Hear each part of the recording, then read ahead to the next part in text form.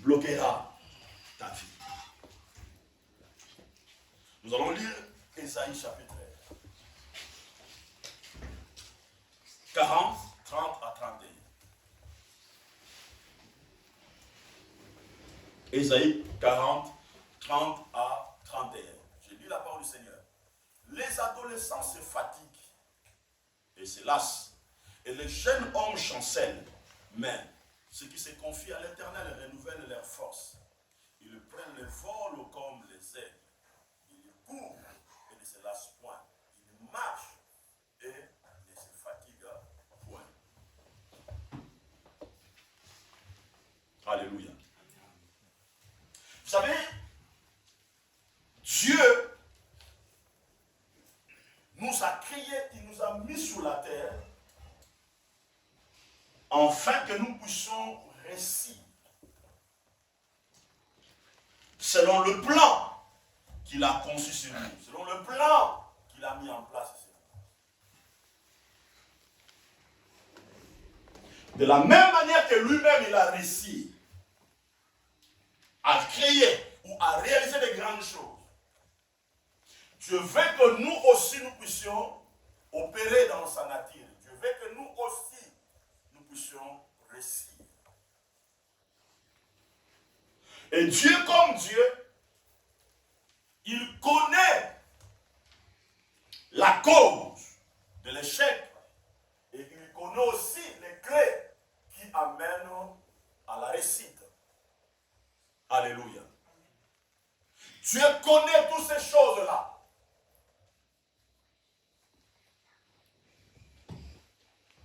Et voilà pourquoi Dieu est en train de nous révéler des choses puissantes ici à travers le prophète Ésaïe.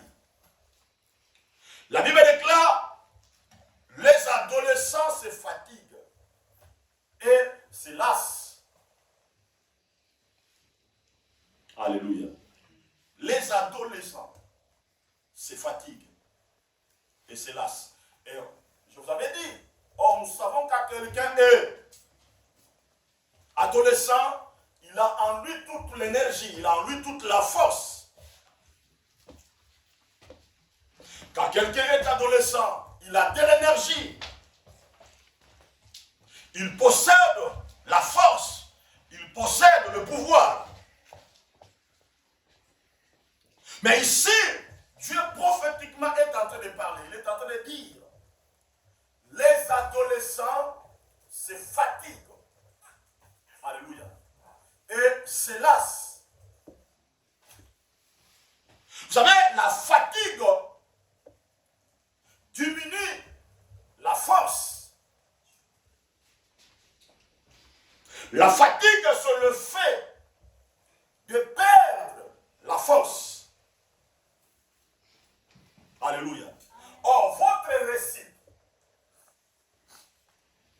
votre vie d'abondance, sur tous les domaines de la vie, est basée sur la force dont vous êtes en train de développer. Alléluia. Mais Dieu dit ici, les adolescents se fatiguent et se lassent. Alléluia. Vous savez, lorsque quelqu'un manque de la nourriture, où il est dans le tas de faim, pendant 3 jours, 4 jours ou 5 jours, son corps va entrer dans l'état de la fatigue. Parce que l'absence de la nourriture ou l'absence des aliments va voler toute la force ou toute l'énergie qui était dans le corps de la personne. Alléluia. Or, la nourriture représente la parole de l'Éternel. Les aliments représentent la parole de l'Éternel. Voilà pourquoi la Bible dit ceci. Donnez-nous notre pain quotidien. Vous savez, lorsque la vie de la personne n'est plus plongée par la parole de l'Éternel, lorsque une personne ne mange plus la parole de l'Éternel, lorsque la révélation révélation et de la connaissance ne fait plus partie de la vie de la personne va commencer à perdre ce qu'on appelle la force spirituelle. Alléluia. La fatigue ou la faiblesse spirituelle va commencer à prendre place dans la vie de la personne. Et la personne va commencer à perdre son autorité. La personne va commencer à perdre de l'énergie. Alléluia. Or, si vous perdez de l'énergie, de la force, sache-le bien, c'est le diable qui va prendre de l'avantage sur votre vie. Alléluia. Il y a des choses aujourd'hui qui volent notre force. Ces choses-là, ça peut être les choses du monde. Ces choses-là, ça peut être la nourriture, le matériel, ça peut être les choses que nous voyons dans notre propre yeux. Et lorsque nous perdons ces choses-là, lorsque nous perdons le mariage, lorsque nous perdons l'argent, lorsque nous perdons certaines relations, parfois ces choses-là viennent voler notre force. Il y a l'inquiétude qui prend place. Il y a les soucis de ce que présent qui prend place. Et ces choses-là vont amener de la fatigue dans ta vie. La fatigue commence d'abord où? Ça commence d'abord dans la spiritualité. Ça commence d'abord dans le domaine de l'esprit. Et lorsque l'esprit est impacté, le corps va subir les effets des choses qui se passent au niveau de l'esprit. Alléluia. Le corps va suivre. Maintenant, la Bible déclare les adolescents se fatiguent. Alléluia. Et ça veut dire que vous et moi, nous sommes les adolescents dans la dimension spirituelle. Dieu nous considère comme les adolescents. Parce que Dieu a donné à vous et moi le pouvoir. Il a donné à vous et moi l'autorité. Il a donné à vous et moi de l'énergie. Dieu nous considère comme les adolescents. Mais le problème c'est quoi? Dieu dit, les adolescents se fatiguent et se lassent. Alléluia. Or, le mot lassé est employé pour parler d'une personne qui n'aurait plus envie de faire quelque chose ou d'écouter quelqu'un. Lorsque quelqu'un est dans l'état de la fatigue, la personne là va abandonner. Et cette personne n'aura plus l'envie ou le désir ou les zèle de faire quelque chose ou d'écouter quelqu'un. Alléluia. Moi, je le vois parfois chez nos enfants à la maison. Quand un enfant est fatigué, il est au lit, quand tu lui appelles, l'enfant a du mal de descendre pour venir vers toi. Il dit, je suis fatigué, je suis fatigué, je suis fatigué. Premièrement, la fatigue lui a envolé l'envie de faire quelque chose. Et la fatigue fait quoi? La fatigue rend la personne sourde à la demande de la personne qui lui appelle. Maintenant, dans la dimension spirituelle, lorsque quelqu'un se fatigue et abandonne, cette personne-là n'aura plus l'envie pour servir Dieu, pour prier, pour venir dans la présence de Dieu, pour méditer la parole de l'Éternel. Et cette personne-là sera incapable d'écouter Dieu. Alléluia. Même pendant que Dieu est en train de parler, même pendant que Dieu est en train de lui révéler les choses, à cause que le diable a pris possession dans la vie de la personne, en menant dans son esprit la fatigue spirituelle, la personne-là n'aura plus l'envie de faire quelque chose pour Dieu. Et il va devenir sourd. Alléluia. Pour écouter Dieu. Dieu peut parler, Dieu peut dire les choses. Mais à cause que dans son cœur, il y a une fréquence liée à l'inquiétude, activée par le diable, cette personne-là va perdre l'énergie et la force pour écouter Dieu. Et voilà pourquoi beaucoup de gens aujourd'hui ratent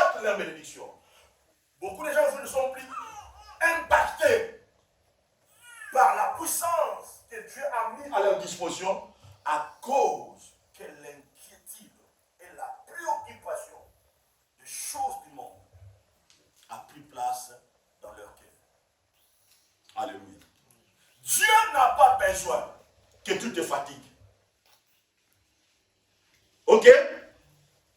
Dieu n'a pas besoin que tu te fatigues. Dieu a besoin que tu puisses avoir de la passion, du zèle. Parce que lorsque tu actives toutes ces choses-là dans ta vie, c'est à ce moment-là que tu arriveras à réussir ou à percer dans la dimension spirituelle. Alléluia. Ne permets pas aux circonstances de la vie de te voler l'énergie, de te voler l'amour pour Dieu, la passion pour Dieu. Le mot lassé veut dire dormir de façon naturelle et spirituelle. Écoutez-moi bien. Lorsque quelqu'un arrive à abandonner, lorsque quelqu'un se fatigue dans la dimension spirituelle, qu'est-ce qui va se passer? La personne va dormir d'une façon naturelle et spirituelle. Alléluia. Lorsque quelqu'un est fatigué, son premier repos c'est quoi? C'est le lit. Lorsque quelqu'un est fatigué, son premier repos c'est quoi? C'est la télé. Lorsque quelqu'un est fatigué, son premier repos c'est quoi? C'est le téléphone. Alléluia. Et tout ça, ce sont les énergies négatives que le diable est en train de déclencher pour te voler la force que Dieu libère dans ta vie afin de rester dans la dimension spirituelle. Alléluia. C'est ça le piège que le diable a mis aujourd'hui. Écoutez, Dieu te comprendra lorsque tu arrives à le comprendre. Vous comprenez? Lorsque tu n'arrives pas à comprendre Dieu, Dieu aussi ne te comprendra pas. Parfois, nous utilisons des langages par ignorance. Parfois, on te porte un conseil. Tu dis à la personne qui t'apporte un conseil, tu dis que tu ne comprends pas. Amen. Or, Dieu a libéré une parole au-delà même de ta compréhension. Parce que Dieu est omniscient. Dieu libère chaque fois une parole pour nous amener à avoir une compréhension forte par rapport à là où Dieu veut nous amener. Alléluia. Amen. Lorsque quelqu'un perd la capacité de plaire à Dieu, cette personne perdra toute sensibilité aux choses du royaume. Je répète, lorsque quelqu'un perd la capacité de faire plaisir à Dieu, cette personne-là perdra toute sensibilité aux choses du royaume de Dieu. Bien aimé, écoutez-moi. Si tu perds la sensibilité dans la dimension spirituelle pour les choses de Dieu, mort. Amen. Tu es mort. Tu es réellement mort. Parce que, écoutez, la Bible dit ceci. Le juste tombera cette fois. Mais il sera quoi? Il sera relevé. Suis-moi très ici. Dieu a mis une force. Les justes, ce sont des personnes qui ont la foi. Cela veut dire, devant toute circonstance, il peut tomber, mais il a la foi qui peut se relever. Cela veut dire, lorsque quelqu'un est juste, il marche par la foi, Dieu va libérer en lui une force de se relever. Cela veut dire qu'il gardera la sensibilité spirituelle. Lorsqu'il sent qu'il tombe, il a dit, je comprends que je suis KO ici. Si je ne me mets pas debout, le diable me mettra encore KO. Et à la fin, sera la mort pour moi. Et cette personne aura la sensibilité de se réveiller, parce qu'il a la foi d'arriver à une certaine dimension. Je prie que ce matin, que Dieu libère en toi la sensibilité spirituelle. Et que Dieu libère en toi la force, même si tu tombes, même si tu es par terre, et que Dieu libère en toi la sensibilité de se mettre debout. Pourquoi? Parce que Dieu t'a appelé à la victoire. Dieu t'a appelé à dominer. Dieu t'a appelé à aller plus loin. Ne permets pas à Satan de voler en toi la sensibilité spirituelle. La sensibilité de prier. La sensibilité de venir dans la présence de Dieu. la sensibilité de méditer, la sensibilité de donner les offrandes et les dîmes, la sensibilité d'évangéliser. Ne permet pas à Satan de te voler tout ça. Amen. Le diable a réussi de faire anesthésier beaucoup de gens dans la dimension spirituelle. Voilà pourquoi les gens ont perdu toute sensibilité à la douleur et au fardeau, au bitter de l'Éternel. Alléluia. Le diable a réussi aujourd'hui d'anesthésier beaucoup de gens. Et beaucoup de gens ont perdu toute sensibilité à la douleur et au fardeau, au but de l'Éternel. Amen. Lorsqu'on perd plaisir pour Dieu spirituellement, vous allez devenir abruti, donc inapte à réfléchir. Voilà pourquoi aujourd'hui, dans l'église, nous avons beaucoup de gens qui ont des compréhensions faibles par rapport aux choses de l'Éternel. Alléluia. Les gens arrivent à se scandaliser sur les choses même qui ne peuvent pas se scandaliser. Les gens se mettent en colère sur les choses même qu'ils ne peuvent pas se mettre en colère. Les gens s'inquiètent même sur les choses dont ils ne pouvaient pas s'inquiéter. Les gens se mettent en souci même sur les choses qu'ils ne peuvent pas se mettre en souci. Job chapitre 17, verset 9. Job 17, verset 9. Le juste néanmoins demeure ferme dans sa voie. Celui qui a le main pire se fortifie de plus en plus. Alléluia.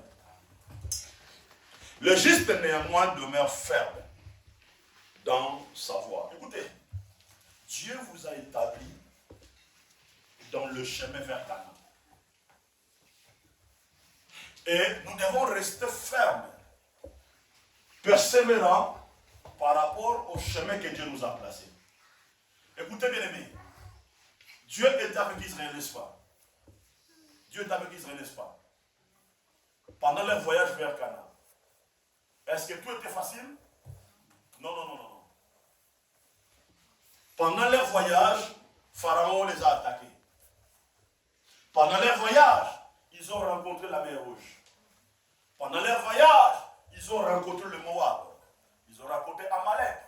Ils ont rencontré Jéricho. Ils ont rencontré Haï. Ils ont rencontré beaucoup de choses. Pendant leur voyage. Pendant le voie que Dieu leur avait établi. Est-ce que vous me comprenez? Donc, dans le chemin que Dieu t'a placé, sache-le bien qu'il y aura les épreuves qui vont arriver.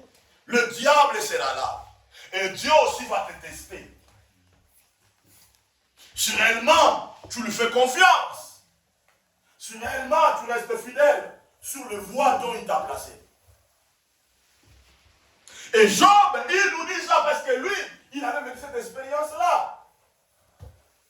Il était un homme riche que Dieu lui avait béni. Mais un jour, il va tout perdre. Même sa femme va le faire pousser et maudire Dieu. Il a dit, moi, maudire Dieu, non. Le Dieu qui m'a béni, qui m'a ramené, il m'a tout donné. Il m'a rendu célèbre à toute l'Orient. Même le royaume de Satan s'est intéressé à moi. Moi, abandonner ce Dieu-là, non. Job est resté ferme. Amen. Job est resté ferme. Maintenant, Job nous donne des clés ici. Il dit, le juste néanmoins demeure ferme dans ce voie. Celui qui a le main pire se fortifie de plus en plus. Amen. Cela veut dire, il se construit de plus en plus. Il se construit de plus en plus. Il se construit de plus en plus. Dans ta vie, tu vas chercher à construire ta vie. Jusqu'à amener ta vie à la perfection. Alléluia.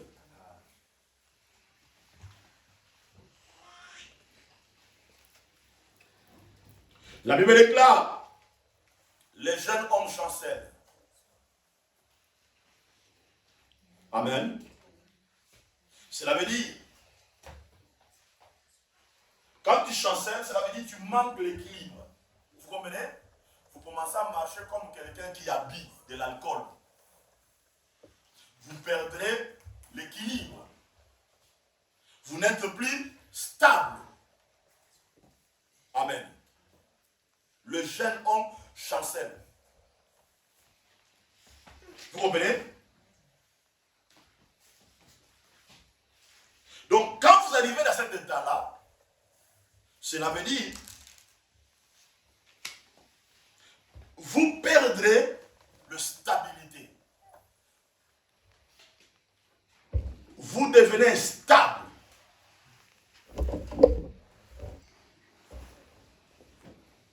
Écoutez, le problème c'est quoi aujourd'hui? Beaucoup de gens sont devenus instables, déséquilibrés, tandis qu'ils ont encore de la force. Amen. Tandis qu'ils sont encore de gêne. Vous comprenez? Tandis qu'ils sont encore de... Mais le problème, les gens sont devenus instables, déséquilibrés, tout ça, à cause de réalités ou des choses du monde qui les entourent. Les gens sont devenus peu stables dans leur marche avec Dieu. Les gens sont devenus hésitants et manquent de la fermeté. Parce que le diable a réussi à amener l'instabilité ou le déséquilibre dans la vie de la personne. Lorsqu'une personne devient instable, la personne va perdre de la force et de la vigueur de son intensité. Alléluia. Luc chapitre 18, verset 1. Luc 18, verset 1. Luc 18, verset 1. Jésus leur adressa une parole pour montrer qu'il faut toujours prier et ne point se relâcher. Écoutez, ici, c'est Jésus qui parle. Jésus est Dieu. Il domine sur le monde spirituel. Il connaît les enjeux qui sont dans le monde spirituel. N'oubliez pas, Jésus avait dit à Satan, tu es appelé à m'adorer. Amen. Tu es appelé à m'adorer. Parce que Satan était venu tenter Jésus-Christ. Mais Jésus lui a dit, toi tu es appelé à fléchir les noms devant moi. Tu es appelé à m'adorer. Donc Jésus maîtrisait le monde spirituel et il connaît les enjeux qui sont dans le monde spirituel. Alléluia. Maintenant, c'est Jésus qui nous dit ici,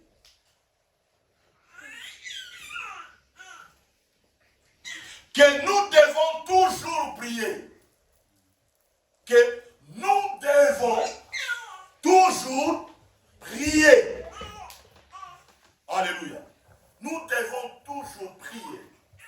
Et ne point se relâcher. Amen. C'est comme lorsque nous conduisons la voiture. Quand vous êtes à l'autoroute, vous ne pouvez pas enlever votre pied dans l'accélérateur, n'est-ce pas? Donc, même quand vous conduisez dans la ville ici, ou dans le quartier, lorsque ton pied est dans l'accélérateur, tu ne peux pas enlever ton pied. Maintenant, si ta voiture est, tu es en troisième, quand tu relâches ton pied dans l'accélérateur, ça va passer. Qu'est-ce qui va se passer? La voiture va faire des secousses. Vous comprenez? La voiture va faire directement, le moteur va s'arrêter. Pourquoi? enlevez le pied dans l'accélérateur. Et bien aimé, écoutez-moi, dans la dimension spirituelle, tu es comme un chauffeur où tu es en train de conduire ta vie vers une destinée. Vers une destination, pardon.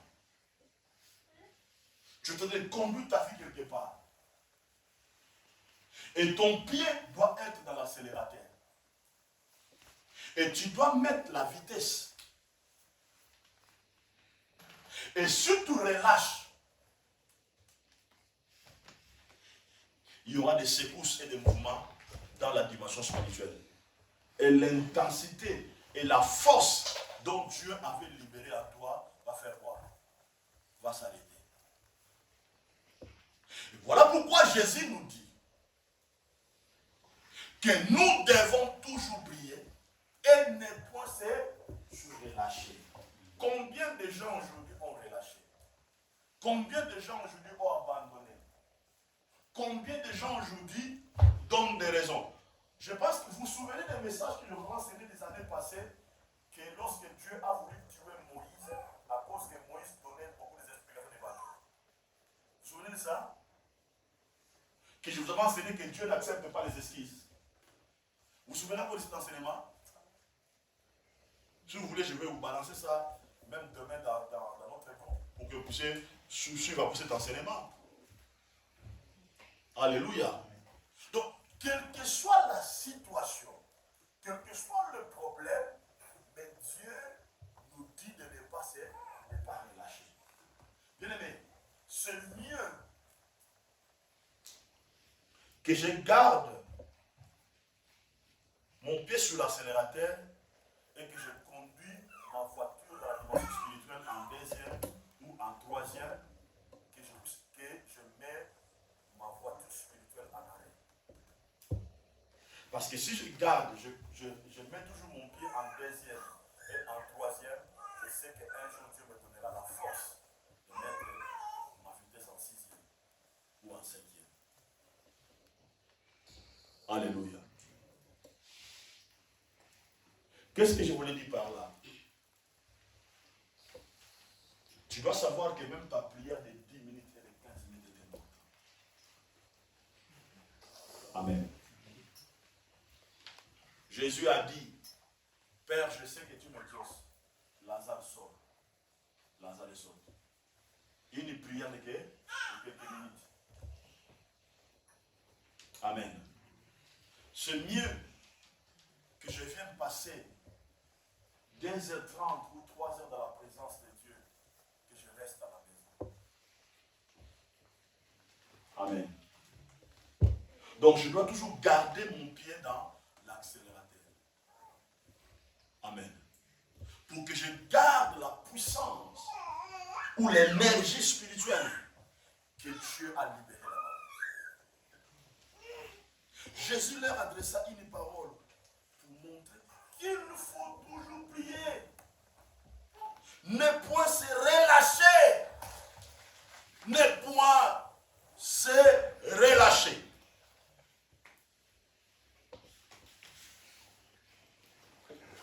Je vais aller vite. Toucher quelques fois dans les Bibles, toujours les Isaïe. Regardez ce que la Bible déclare. Mais ceux qui se confient à l'Éternel renouvellent leur force. Ils prennent le vol comme les aigles. Ils courent et ne se lâchent point. Ils marchent et ne se fatiguent. Mais ceux qui se confient à l'Éternel, ceux qui se confient à l'Éternel, renouvellent leur force. Renouvellent leur force. La Bible nous prouve clairement que ta force peut être volée. Le diable peut être volé. Le diable peut voler ta force. Comment le diable vole ta force? Si tu n'arrives pas à te confier à l'Éternel. Comment le diable vole ta force? Si tu maintiens ta vie dans les inquiétudes, dans le péché, dans les désobéissances, dans l'infidélité, le diable peut faire quoi? Voler ta force.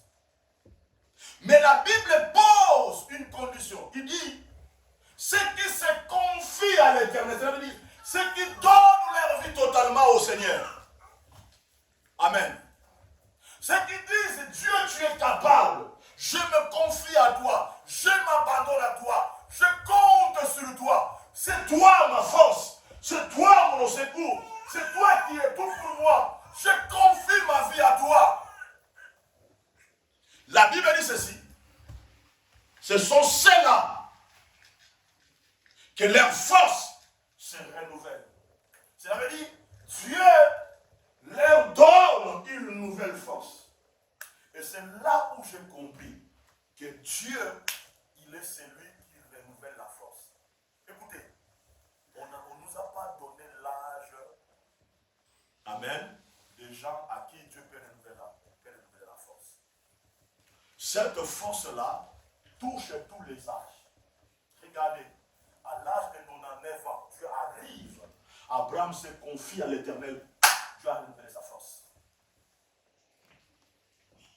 Abraham est devenu encore plus riche. 99 ans, Abraham a eu encore son héritier Isaac. Par après Abraham, après la mort même de Sarah, Abraham va se marier pour avoir encore 6 enfants avec Ketura, à qui Jéthro va sortir dans la descendance d'Abraham par Ketura. Pourquoi? Parce que Dieu, il est celui qui renouvelle la force des gens qui se confient à lui. Alléluia. Ça veut dire, Dieu est capable de te redonner les choses que tu as perdues hier. Dieu est capable de renouveler. Dieu est capable. Mais le problème, c'est quoi? Nous pouvons se confier à Dieu. Cela veut dire, Seigneur, je confie ma famille, je confie mes finances, je confie toute ma vie. Je le confie à qui? À toi. Et quand tu le fais, Dieu a fait quoi? Dieu va renouveler ta force. Alléluia. Cela veut dire, toi qui hier, le diable te tapait, te mettait KO, maintenant quand Dieu renouvelle ta force, à ce moment-là, tu deviens champion. Tu commences à remporter les combats de la maladie, tu commences à remporter les combats de la pauvreté, les combats de la malédiction, les combats, tu commences à remporter, les gens, c'est toi tu commences à gagner parce que Dieu a fait quoi? Dieu a renouvelé ta force. La Bible dit ceci, ils prennent le vol comme les aigles. Ils prennent le vol comme les aigles. Je vais d'abord expliquer le mot renouveler. Le mot renouveler veut dire reproduire. Reproduire, recommencer, reconduire, refaire, régénir, innover. Donc, quand tu renouvelles ta force, Dieu te donnera la capacité de reproduire, de recommencer. Amen. De refaire et de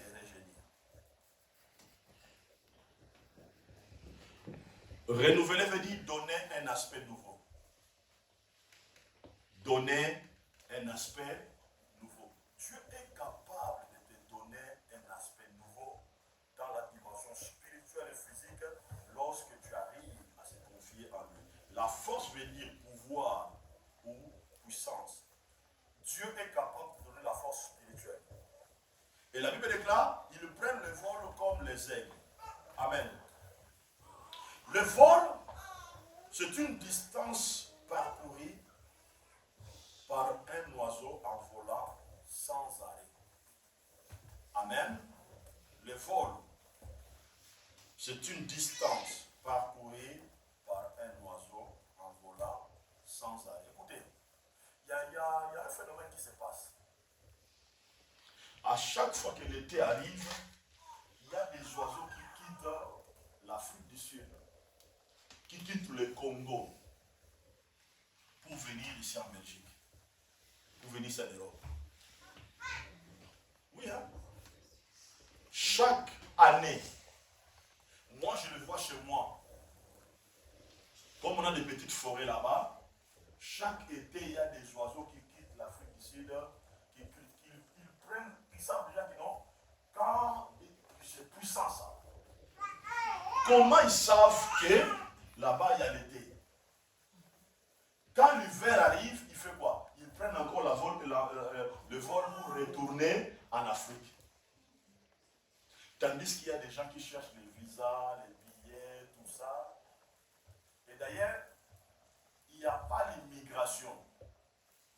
Il n'y a pas les frontières qui limitent ces oiseaux. Cela veut dire dans leur tête, il n'y a pas de limite. Donc quand l'été arrive, qu'est-ce qu'ils font? Ils prennent le vol. Cela veut dire qu'ils savent que notre saison arrive.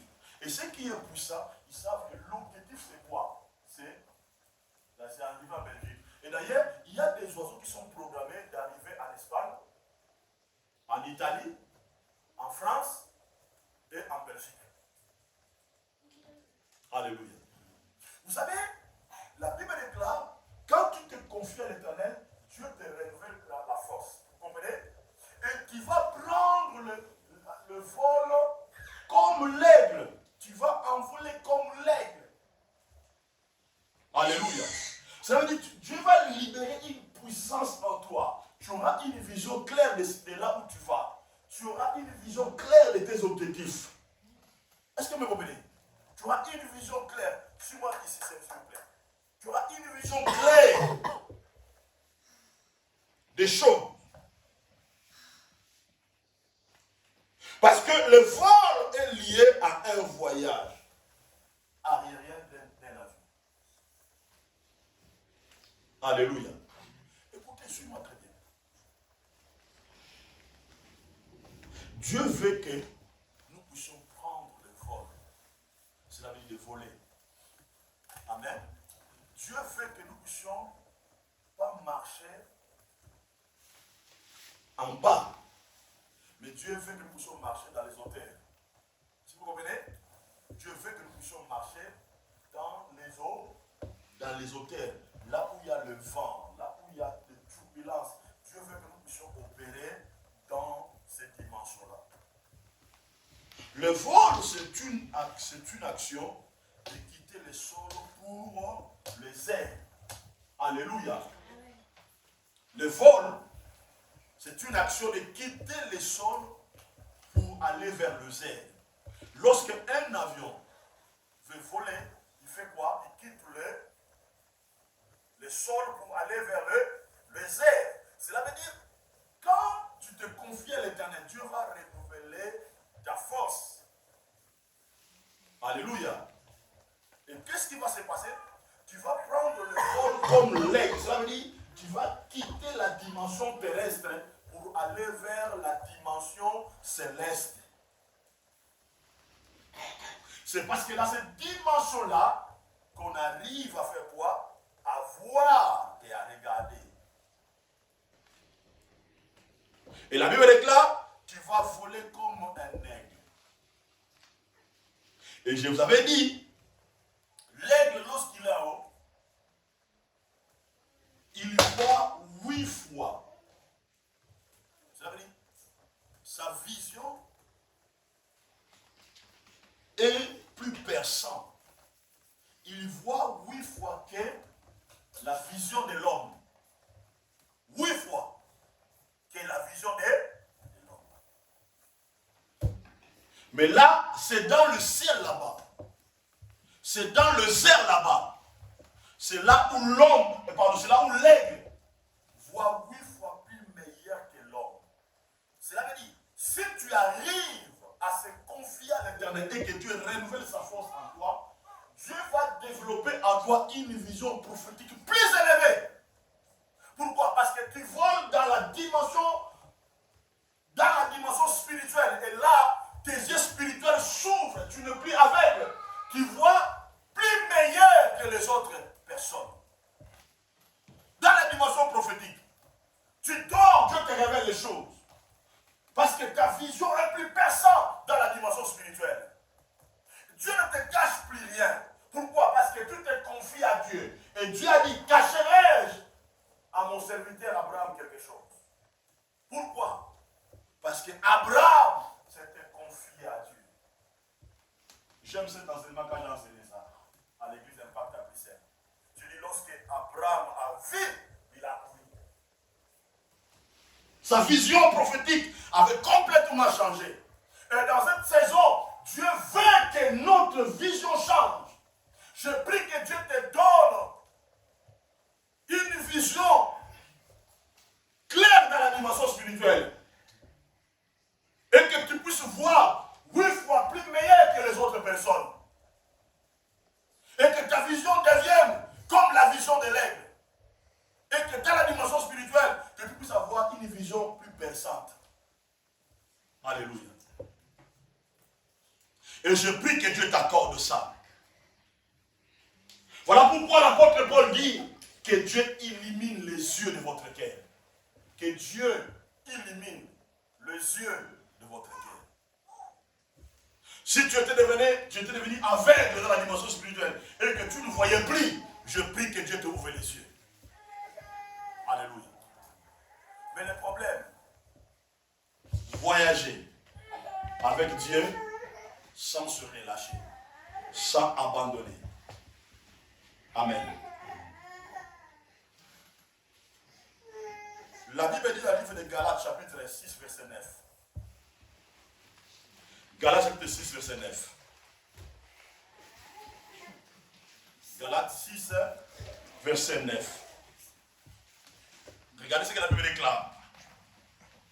Ne nous lassons pas de faire le bien, car nous moissonnerons au temps convenable si nous ne relâchons pas. Amen. Et que c'est dans ta version là, c'est la même chose. Ne négligeons pas de faire le bien, car nous moissonnerons au moment convenable si nous ne relâchons pas. Ok. Ne nous lassons pas de faire le bien. Cela veut dire, n'abandonnez pas de faire le bien.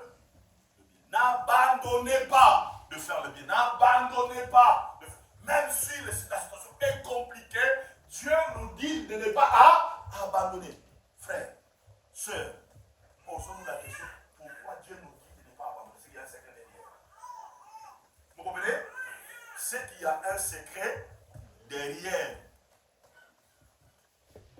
Or, les gens qui résistent, les gens qui remportent la victoire, ce sont les gens qui n'abandonnent pas. La Bible déclare, n'abandonnons pas. Ne nous lassons pas de faire le bien. Car nous moissonnerons au temps convenable. Nous moissonnerons au temps convenable. Écoutez, on moissonne quelque chose pour le fruit lorsque le fruit arrive à sa maturité, n'est-ce pas? C'est à ce moment-là on vient pour moissonner. Alléluia. Continuons à s'aimer. Continuons à s'aimer dans la prière. Continuons à s'aimer dans toutes les dimensions. Continuons à s'aimer. La Bible déclare, nous moissonnerons au temps convenable. Mais, condition, si nous ne relâchons pas. Si nous ne relâchons pas. C'est-à-dire, si tu relâches, tu ne moissonneras pas. Si tu relâches, tu ne moissonneras pas.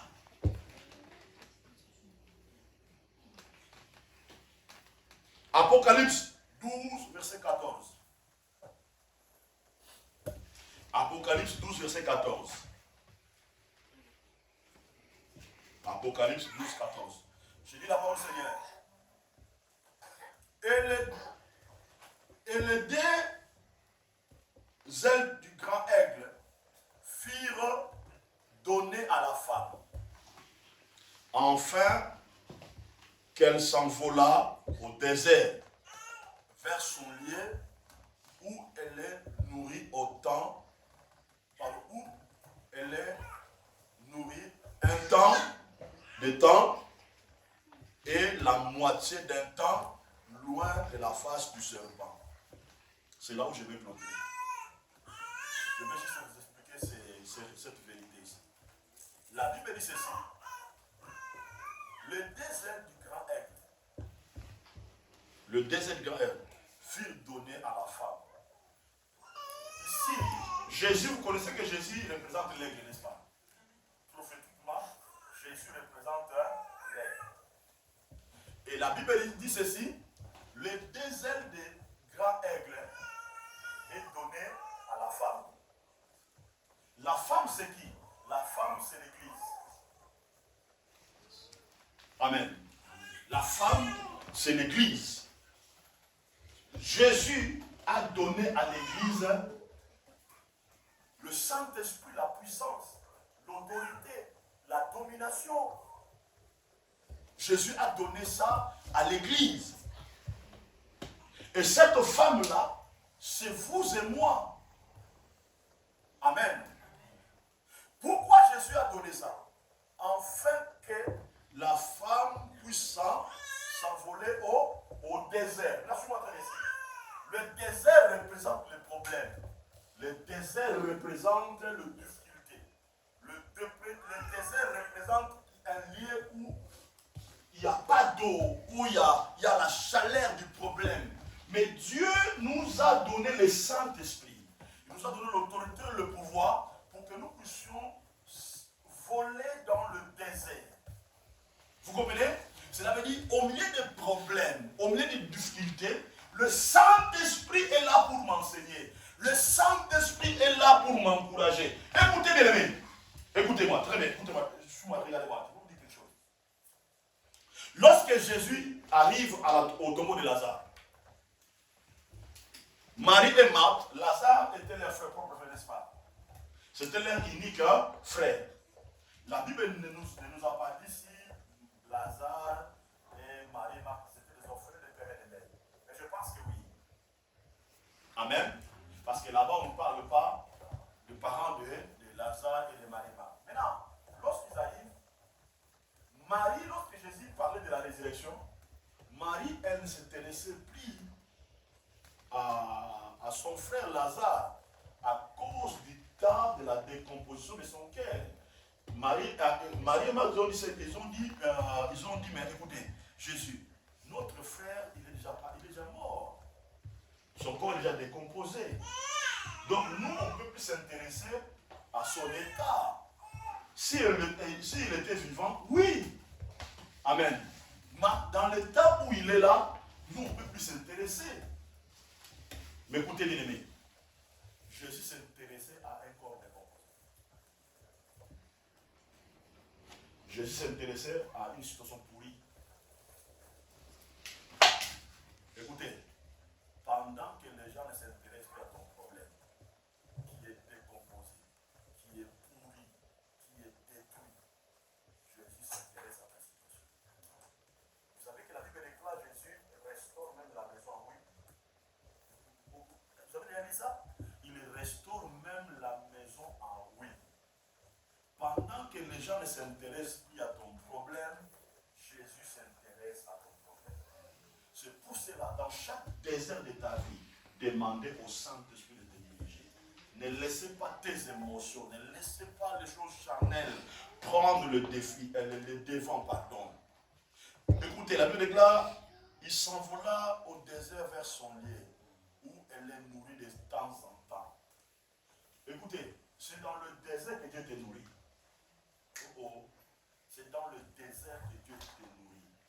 C'est lorsque tu es dans les difficultés, dans les épreuves, tout ça, dans la chaleur, c'est là où Dieu te nourrit. C'est très important, bien aimé. Moi, la plus